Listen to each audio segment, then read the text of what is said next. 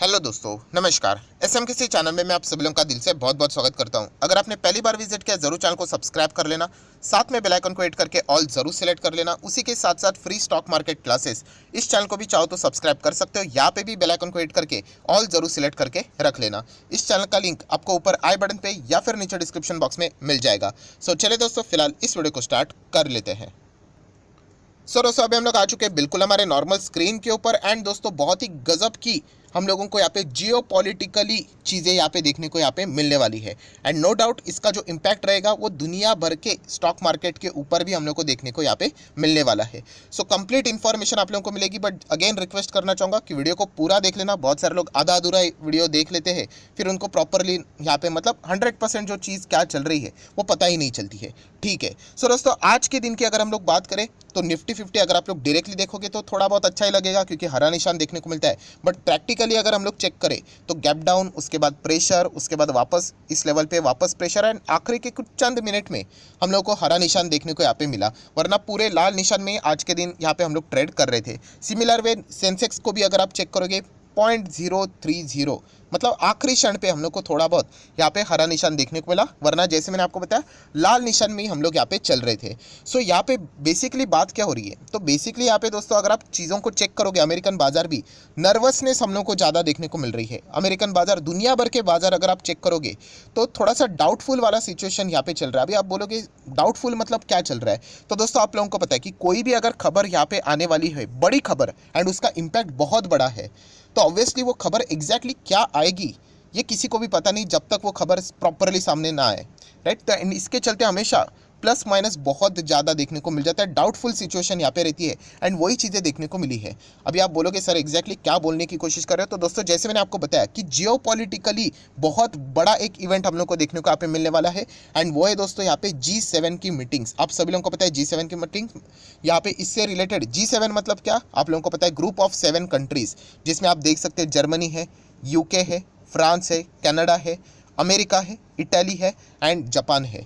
सो दोस्तों ये जो कंट्रीज़ है G7, यहाँ पे जैसे आप लोगों को पता है अलग अलग ऐसे हम लोग को ग्रुप देखने को यहाँ पे मिल जाते हैं। पॉलिटिकली यहाँ पे इसका इस्तेमाल भी यहाँ पे किया जाता है। एंड ये बेसिकली ये जितने भी ग्रुप्स है दोस्तों अगर आप चेक करोगे ये सबके सब किसके अगेंस्ट है, यस ये रशिया के अगेंस्ट है। पर दोस्तों यहाँ पे अगर हम लोग बात करें दोस्तों तो एक बहुत बड़ा प्रॉब्लम देखने को यहाँ पे मिल रहा है। क्या प्रॉब्लम देखने को मिल रहा है कि रशिया को अगर आप देखोगे तो उनको कोई फ़र्क ही नहीं पड़ रहा है। जिस तरीके से रशिया यहाँ पे काम कर रहा है, आप लोगों ने देखा होगा, वॉर क्या रुक गया, बिल्कुल भी नहीं। तो यहाँ पे दोस्तों ये एक बहुत बड़ा मेगा प्लान कर रहे हैं, रशिया के ऊपर एक बहुत बड़ा रिस्ट्रिक्शन लगाने की ये कोशिश करने वाले हैं। राइट। वो क्या है एग्जैक्टली वो मैं बताने की कोशिश आप लोगों को इसी वीडियो में करने वाला हूँ। अभी आप ये भी सोचोगे कि रशिया के ऊपर रिस्ट्रिक्शन लगाएंगे, इतने सारे रिस्ट्रिक्शन तो लगा दिए, इनको तो वैसे कोई फ़र्क पड़ा नहीं। तो दोस्तों वैसी बात नहीं है, रशिया के ऊपर रिस्ट्रिक्शन ऐसा डायरेक्टली नहीं लगाएंगे।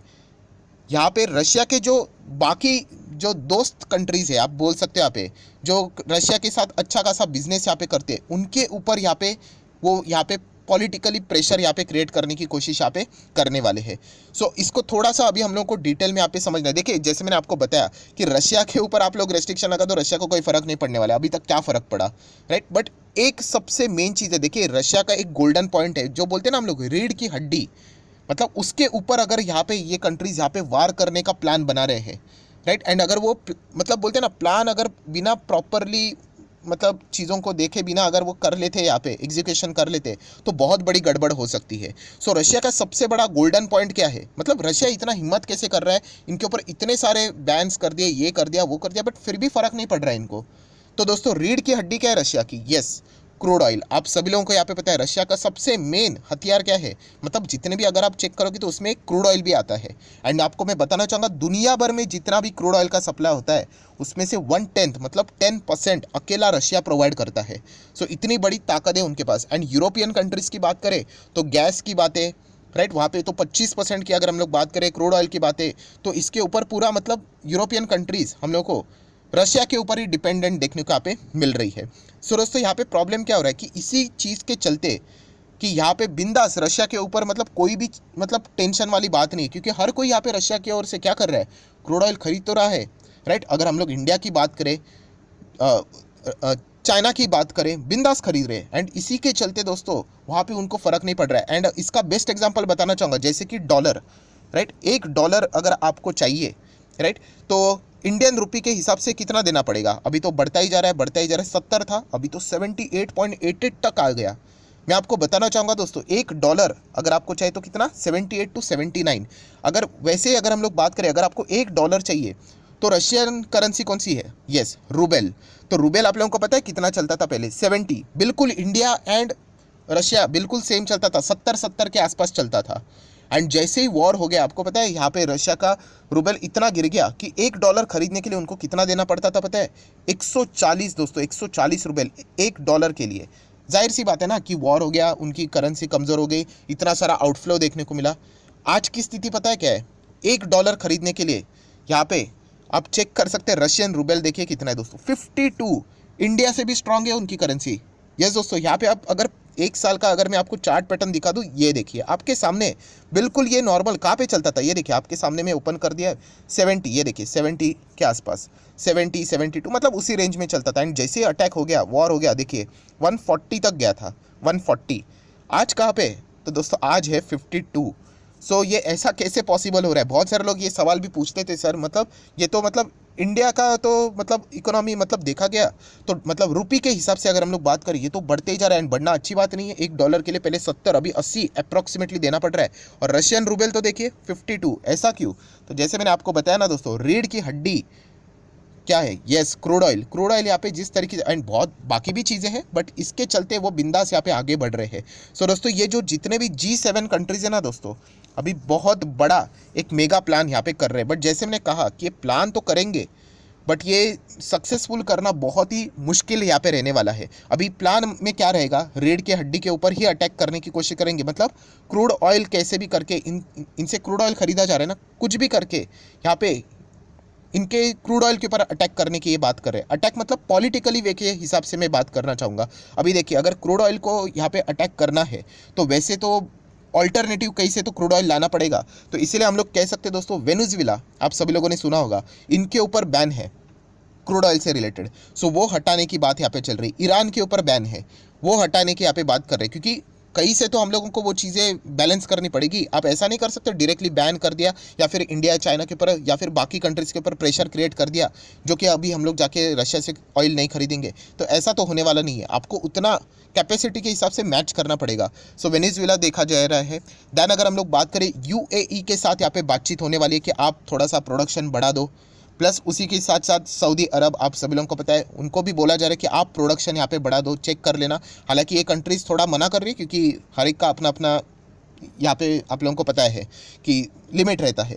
पर या इन कंट्रीज़ को बोला जा रहा है कि आप क्या करो, प्रोडक्शन यहाँ पे बढ़ा दो। अगर आप यहाँ पे प्रोडक्शन बढ़ा दोगे, यहाँ पे सऊदी बढ़ा देता है या फिर वेनेजुएला का बैन हट जाता है, ईरान का बैन हट जाता है, यूएई यहाँ पे आ जाते हैं, तो इसके चलते क्या आ जाएगा, बहुत अच्छा खासा सप्लाई आ जाएगा। एंड फिर वो रशिया के अगेंस्ट यहाँ पे क्या कर पाएंगे, प्रॉपरली एक्शन ले पाएंगे। रशिया के अगेंस्ट मतलब बेसिकली वो डायरेक्टली ना इनडायरेक्टली बाकी मतलब जो कंट्रीज़ है यहाँ पे इनसे जो ऑयल खरीद रहे, उनके ऊपर वो यहाँ पे प्रेशर क्रिएट करने की कोशिश करने वाले हैं। सो आप देख सकते हैं दोस्तों, ये जो मैं प्रेशर की बात कर रहा हूँ, वो अल्टीमेटली सबसे ज़्यादा टारगेट इनडायरेक्टली किसको करने वाले हैं? ये जो कंट्रीज़ है वो इंडिया एंड चाइना को ही करने वाले हैं, क्योंकि सबसे बड़ा डिस्काउंटेड ऑयल अभी फिलहाल यहाँ पे लेटेस्ट हिसाब से अगर हम लोग बात करें तो यही कंट्रीज खरीदते हुए देखने को मिल रहा है। और चाइना ने तो दोस्तों हद ही पार कर ली, इतना ज़्यादा वो ऑयल फिलहाल तो खरीदते हुए देखने को यहाँ पे मिल रहे हैं। सो डेफिनेटली ये चीज़ें कई तो रोकनी चाहिए। तो इसलिए ये G7 कंट्रीज़ यहाँ पे क्या कर रही है, ये मेगा प्लान यहाँ पे बना रही है। एंड प्लस आपको मैं बताना चाहूँगा दोस्तों, श्रीलंका भी दोस्तों यहाँ पे उनके जो 2 मिनिस्टर्स है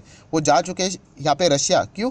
उनको भी डिस्काउंटेड ऑयल चाहिए, वहाँ पे तो इश्यूज़ ही देखने को मिल रहे। तो आप देख सकते हैं रशिया का सबसे बड़ा मेन गोल्डन पॉइंट क्या है, रीढ़ की हड्डी ऑयल ही है। सो इसीलिए दोस्तों यहाँ पे इन्हीं के ऊपर ये वार करने के लिए G7 कंट्रीज़ ये मीटिंग कर रही है।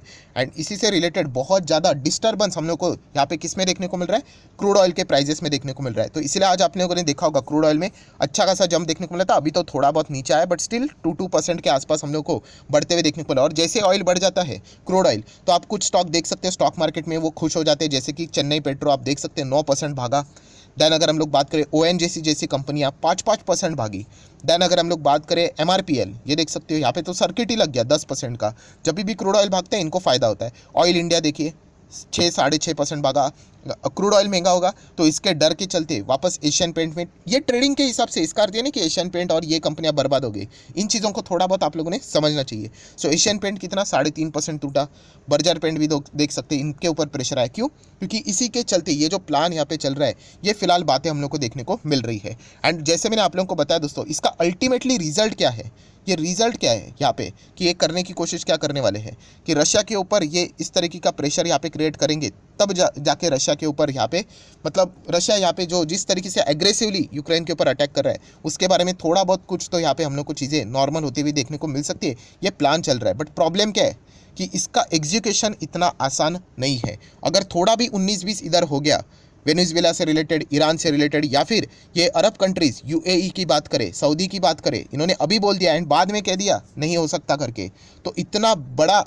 इशू यहाँ पे क्रिएट हो जाएगा दोस्तों। ऑयल के दाम इतने हायर लेवल तक जा सकते हैं कि कोई सोच भी नहीं सकता। तो इसीलिए यहाँ पे बहुत ही ज़्यादा रिस्क ये G7 कंट्रीज़ यहाँ पे ले रही है, राइट। तो ये देखने वाली बात है। एंड जैसे मैंने आपको बताया, इसका अल्टीमेटली रिजल्ट मतलब क्या आएगा, ऑब्वियसली इन्फ्लेशन, अगर ये गलत पड़ गए इधर, यहाँ पे प्रॉपरली प्लान यहाँ पे एग्जीक्यूट नहीं हुआ, तो अल्टीमेटली क्या हो जाएगा, क्रूड ऑयल बहुत ज़्यादा बम की तरह फट सकता है, राइट। एंड यहाँ पे इसके चलते क्या आ जाएगा, यस इन्फ्लेशन आ जाएगा, और इंडिया जैसे कंट्री के लिए तो डबल अटैक रहेगा कि क्रूड ऑयल के प्राइस यहाँ पे बढ़ेंगे, हम तो इंपोर्टर हैं, राइट। एंड प्लस यहाँ पे डॉलर भी ऊपर ऊपर ऊपर ऊपर ऊपर जा रहा है, तो हम लोगों को तो डबल झटका लगेगा।